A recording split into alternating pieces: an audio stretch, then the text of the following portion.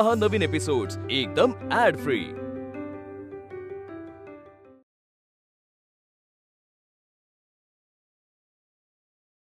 आता तुम्हीच विचार करा, हे पत्र जर अन्य कोणाच्या हाती लागलं तर काय होईल? हो, म्हणून तर मी स्वतः विनंती करायला इथे आलोय की ते पत्र नष्ट करा। काय उगीच काहीतरी संकट उद्भवण्यापेक्षा आणि महाराजांच्या छळाला आपण कारणीभूत ठरण्यापेक्षा हे पत्र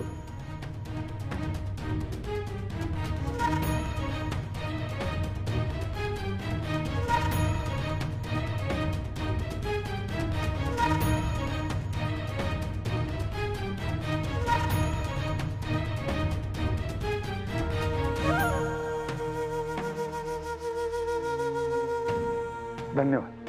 तुमच्या समोरच हे पत्र फाडून विषय संपून टाकलेला आहे। तुम्ही निश्चिंत राहा। नाही, ते बरेच झाले। महाराजांच्या छळाला सीमाच राहिली नाही आणि त्यात आणखीन हे। बरं भगवंतराव, माफीविषयी काय विचार केलात आपण? नाही म्हणजे हे प्रकरण जितकं लवकर संपेल तेवढं बरं। योग्य वेळी माघार घेण्याचा शहाणपण आहे आणि बर्वेने शब्द दिलाय ना तसा, निदान महाराजांच्या जीवासाठी तरी विचार करा। दोघांनी तर माफी मागून या प्रकरणात अंग काढून घेतलंय आणि उरलेल्या वृत्तपत्रांच्या मालक आणि संपादकांनी माफी मागितली, हे तुम्हाला माहीत असेलच।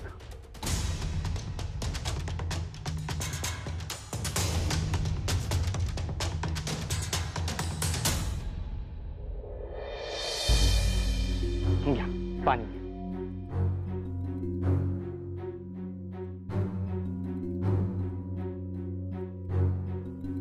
काय झालं मदत निधीचं? किती रक्कम जमा झाली आहे? इतक्या कमी अवधीमध्ये 10,000 जमवणं खूपच कठीण आहे। मी प्रयत्नांची अगदी शर्त केली, परंतु काय? मन मोकळेपणाने बोला। किती जमा करू शकला आहात? जेमतेम 5,000। 5,000 तर 5,000। जमा झालेली मदत तातडीनं पोहोचवून या। या क्षणाला मिळेल तितकी सगळी मदत महत्वाचीच आहे। तुम्ही मदत पोहोचवून या। मी आणखीन काही तजवीज होते का ते पाहतो। ठीक आहे, आपण म्हणाल तसं। पण इतक्याशा रकमेने काय होणार आहे? अहो, 5,000 ही देखील काही छोटी रक्कम नाही। तुम्ही मदत पोहोचवून या। मी आणखीन काही करता येत आहे का ते बघतो। शिवाय ही मदत स्वहस्ते पोहोचवली तर बरं, परहस्ते पोहोचवली तर त्यांना अपमान वाटू शकतो आणि उरवणे ही केवळ मदत नाही तर आपलं कर्तव्यही आहे आणि आपण ते करायलाच हवं। तुम्ही चिंता करू नका, मी स्वतः जाऊन ही रक्कम देईन। शिवाय ज्योतिराव आपल्या पाठीशी आहेत असा दिलासाही देऊन येईन। प्रसंग थोडा बाका आहे। इतर पत्रकारांनी माफी मागून आपली मान सोडवून घेतली आहे, त्यामुळे या दोघांवरती अतिरिक्त ताण येऊ शकतो। त्यात आपल्याला हा आर्थिक ताण थोडा हलका करता आला तर उत्तमच।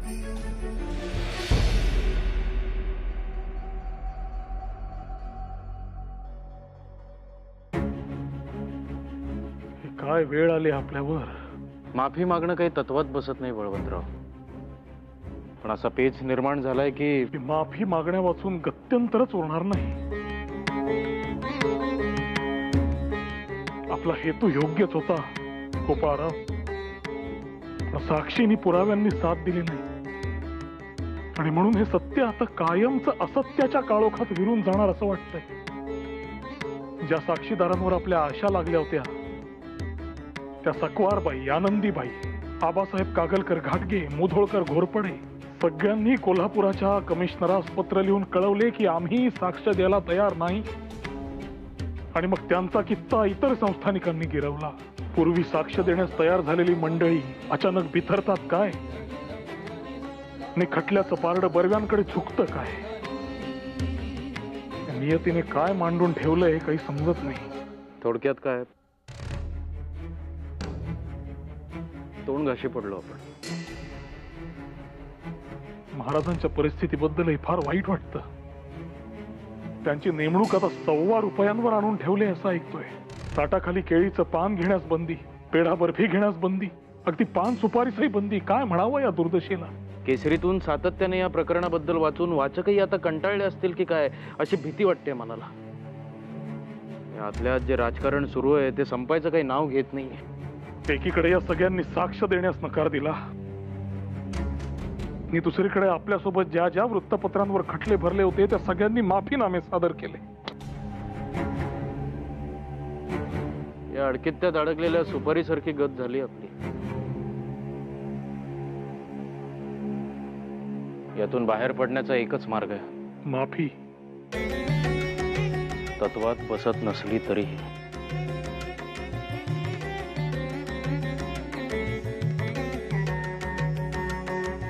प्रत्यक्ष साक्ष द्यायला एकही साक्षीदार आपल्या बाजूने तयार नाही. या न्यायाने आपण छापलेली सगळी पत्र देखील खोटीच ठरण्याची शक्यता आहे नव्हे, खात्रीच आहे. काय करायचं बळवंतराव? माफी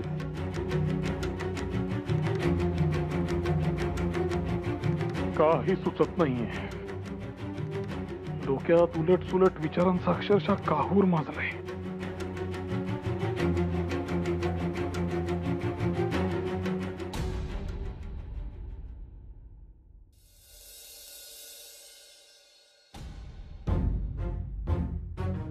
ही काय पद्धत झाली? आपल्याशी थोडं बोलायचं होतं. बोलायचंय तर मग कचेरीत यायचं किंवा घरी यायचं. ही जागा आहे का? तेवढा वेळ नाहीये माझ्याकडे. मी देखील मोकळा नाही. मला फक्त एक निरोप द्यायचा. तुम्हालाच जरा मदत होईल. बर्वेंनी ज्यांनी ज्यांनी माफी मागितली त्या सगळ्यांवरचे खटले काढून घेतले. मग कोण जाणे, आपल्यावरचा एक खटला ते रद्द करतील किंवा मागे घेतील अशी शक्यता आहे. तुम्ही का नाही माफी मागत? हा निरोप आहे का बर्व्यांचा?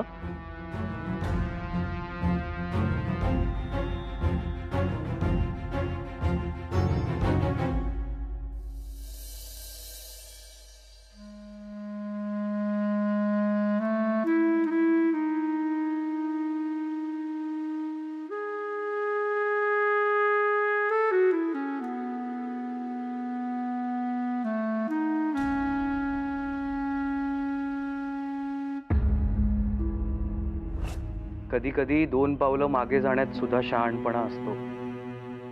त्यामुळे त्यात कमीपणा किंवा हार मानू नये.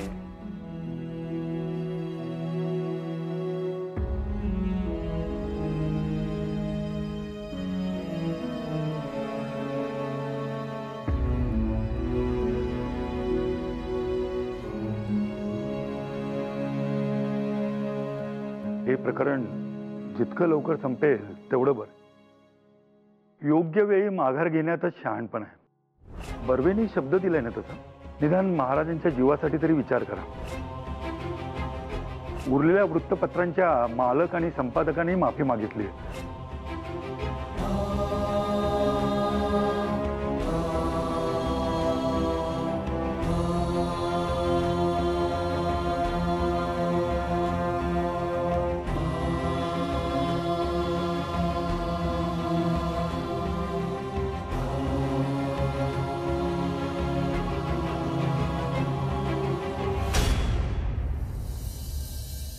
इतकी बिकट परिस्थिती येईल याची कल्पना केली नव्हती. सगळे साक्षी पुरावे एक एक करून कोर्टात कुचकामी ठरतायत. बळवंतराव, काय करणार होत आपण? जामीन मिळण्याची काही शक्यता? म्हणजे तसं आता नेमकं काही सांगता येत नाही. पण एवढं मात्र खरं, कोर्टात जामीन मंजूर झाला तरी त्याची जबरी किंमत मोजावी लागेल आपल्याला. म्हणजे हरिदासाची कथा पुन्हा मूळ पदावर येऊन पोहोचली. हे आर्थिक प्रश्न काही पाठ सोडतील असं वाटत नाही मला. तरीही काही अंदाज किती तयारी करावी लागेल याचा? समजा कोर्टात जामीन भरण्याचा प्रश्न आलाच तर असं कुणी आहे का जो तो जामीन भरू शकेल? असं कोण आहे जे सांगता क्षणी येऊ शकेल? कोण असणार? आर्यभूषणसाठी घेतलेलं कर्जच फिटत नाही अजून. नवीन कर्ज कोण देईल? अहो, मी कर्जाविषयी बोलतच नाहीये, पण तुमच्या खातर, तुमच्यावर, तुमच्या कर्तृत्वावर विश्वास ठेवून जामीन भरणारी अशी कुणी व्यक्ती आहे का?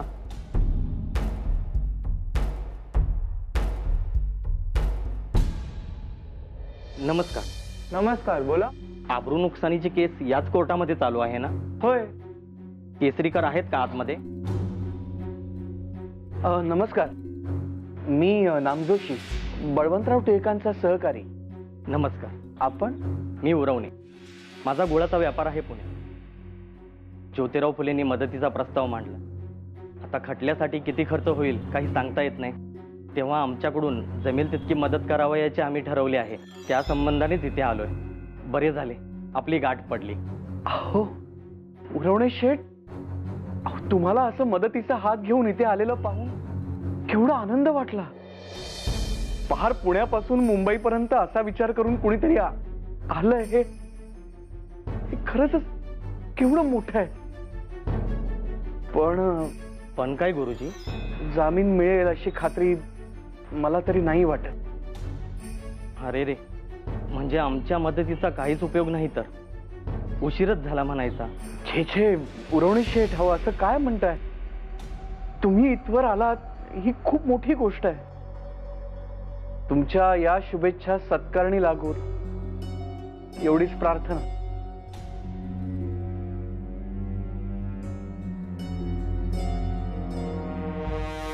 Is it true that the defendants apologized to the prosecution? And if so, does the prosecution want to withdraw the case? My lord, finally the defendant has realized their big mistakes and apologized. But if we let this be, anyone can walk over us again. So I request the court to judge this case fairly, and that's all, my lord.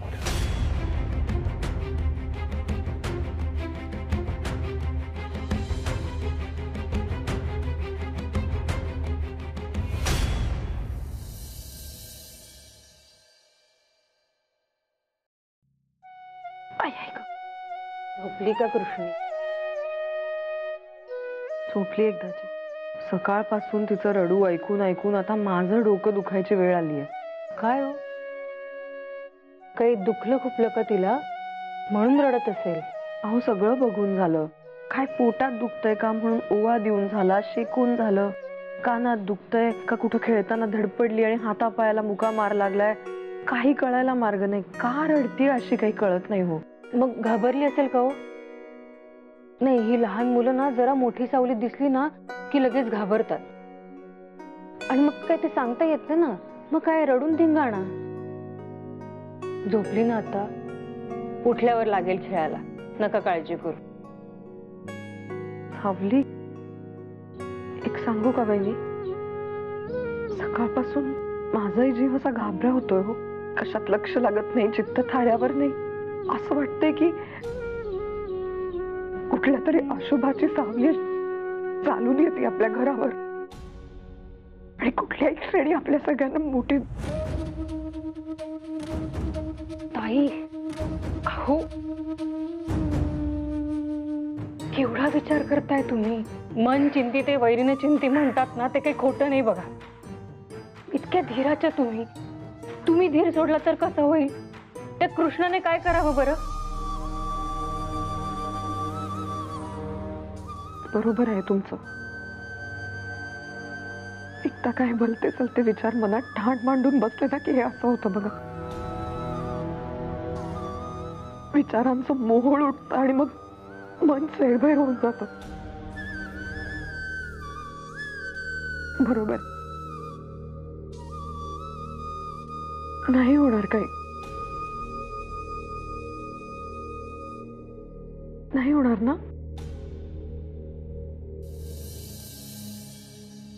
After listening to all the arguments and the witnesses, this court hereby sentences Mr. Balarao and Gopal Rao to 4 months of imprisonment.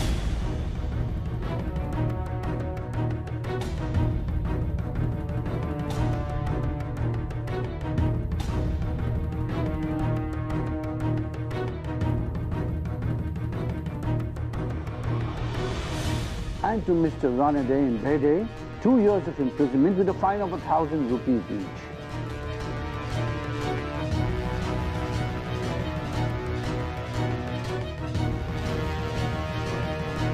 The court also orders them to be moved to Bombay's Dongri jail.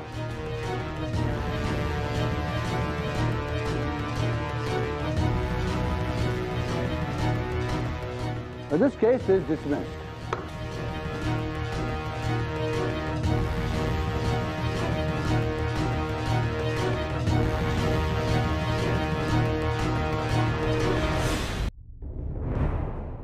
माफ कर मला, मी तुला वाचवू शकलो नाही बाळ.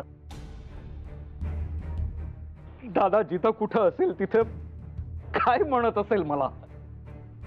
तुझी काकू तिथे पाण्यात देव घालून बसलीये, तिला काय उत्तर देऊ मी. का भावा कृष्णी, कसं सांगू त्यांना काय घडलं ते. काका ऐका माझे, ते रडू नका. अहो 4 तर महिने हे असे निघून जातील.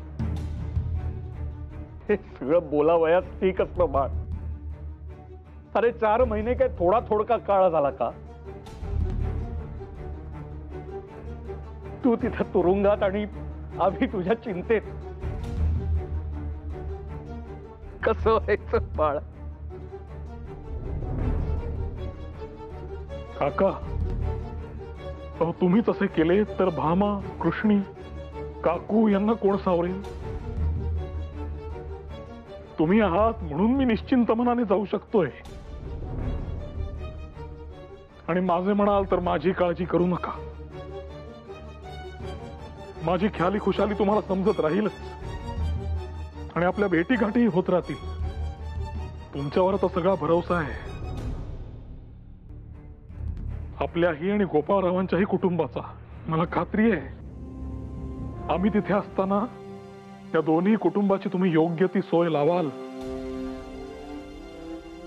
बर का गोपाळराव, तुम्ही अगदी निश्चिंत राहा. काका आहेत, वहिनींची आईंची देखील ते उत्तम काळजी घेतील. जशी भामा तशाच वहिनी. येतो काका.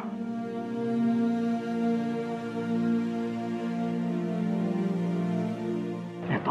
काळजी घ्या बाळांनो.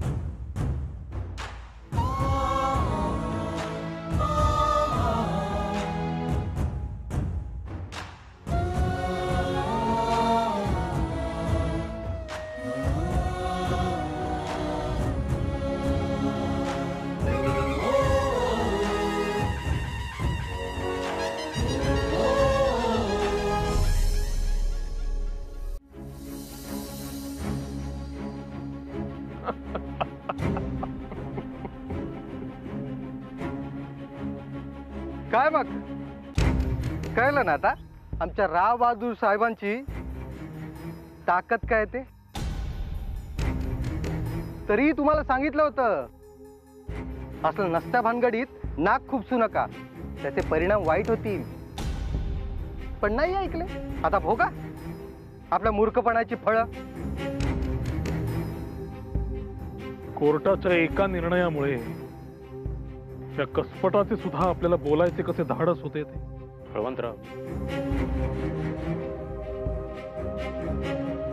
अहो या राव बहादूर बर्वेशी वाकडं गेडं एवढं सोपं वाटलं का बळवंतराव.